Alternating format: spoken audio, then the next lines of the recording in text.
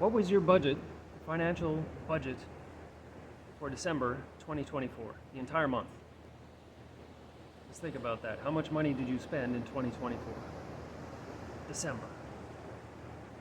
Not down to the penny, just a ballpark. In this video, I will share with you what I spent down here, traveling around Ecuador for the entire month. I'm coming to you today from Salango. The sun is going to set probably in about 20 minutes. This is the Pacific Ocean behind us. I'm on this awesome property right on the ocean, volunteering, doing some electrical work down here. My name's Steve. This is Street Smart Travel. It is January 5th, 2025. And this video is going to be me showing you my budget for December. Mostly to dispel the myth that travel is really expensive and unless you have a ton of money, you can't do it. Not true. So in December, I was still on a volunteer gig up north in a place called Tulipe, about an hour and a half outside of the capital city of Quito. I had been there since August. It was a great fit, great hosts, great time all around, got a lot of stuff done.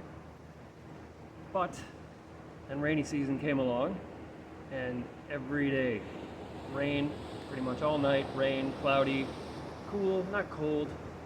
Similar to a Canadian winter without the snow and not nearly as cold, but still, just no fun to be outside. So on that basis, it was time for me to move on. I took off on December 22nd and went over to Mompiche on the coast. I took an entire day, 3 buses, air-conditioned buses, thankfully, and about 9 hours, maybe 9 or 10 hours. The buses cost $13 in total, $13 US for the entire day. And by the way, if you didn't see the November monthly budget update, I would check that out. I'll leave a link in the description, and if I remember, I'll put an end card on this video. That is literally the least amount of money I think I've spent in a month anywhere in my adult life, ever. Fantastic. December was not that month. December was good, but November was insane. So down here, like I said, right on the ocean, pretty private. This property has camping and bungalows and rentals, and there were a lot of people coming and going over the last few days because the president gave everybody Thursday and Friday off.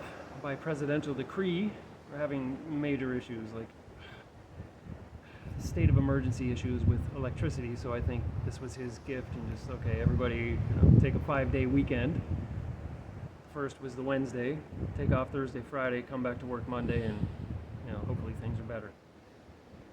So anyways, I was on the finca until the 22nd, then hit Mompiche for 5 nights, then Crucita, another spot on the coast. I have a friend there, stayed at his place for a couple nights, and then made my way down to Salinas.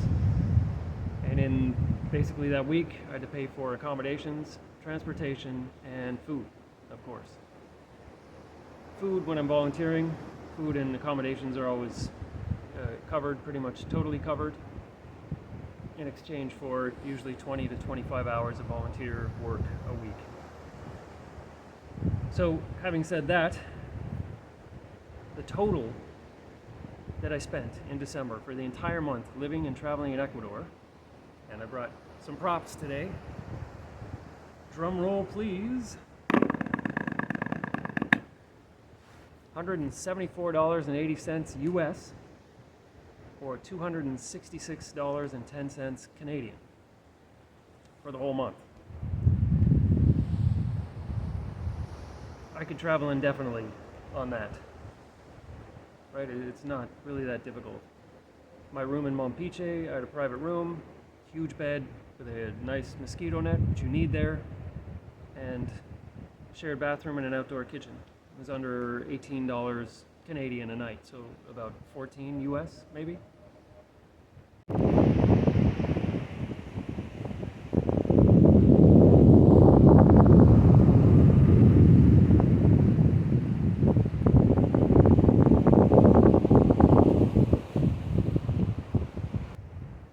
And then in Crucita, I stayed with a friend. That was $10 a night US, about 14 Canadian.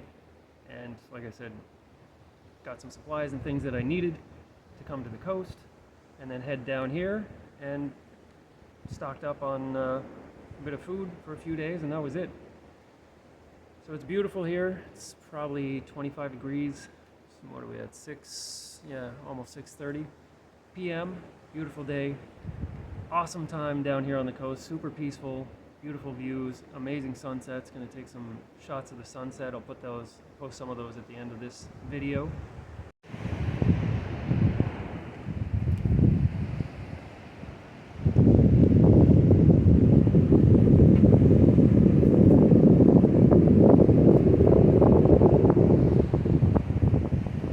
The message of the video basically is not, hey, look at me, I'm so great, I can travel for almost nothing. Like, if I can do it, so can you. I sort of stumbled into volunteer work because I got bored of being retired, and I use Workaway. You can find them online. It's not the only game in town, but they're in 170 countries around the world.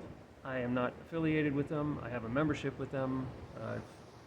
Coming up on my year 3 renewal, I guess. I'm just short of 2 full years doing volunteer gigs through them. They've been great, right? And the gigs have been great, and getting to know people and living with them and sharing, breaking bread, sharing meals, going on trips with them, all these things. It's a really great immersion experience, and it saves you a lot of cash. I'd rather do that than stay in hotels and resorts and things away from, all of the regular elements, the locals and customs and life down here.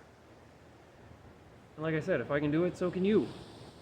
So if you're finding value in the video, please drop a like, please subscribe, please help me share this message, especially to people who want to travel and are convinced that they can't afford to because it's so expensive. I couldn't live in Canada anywhere on $266 for the month. But down here, I couldn't do it probably for a couple days in Canada. But down here, I can do it for a whole month.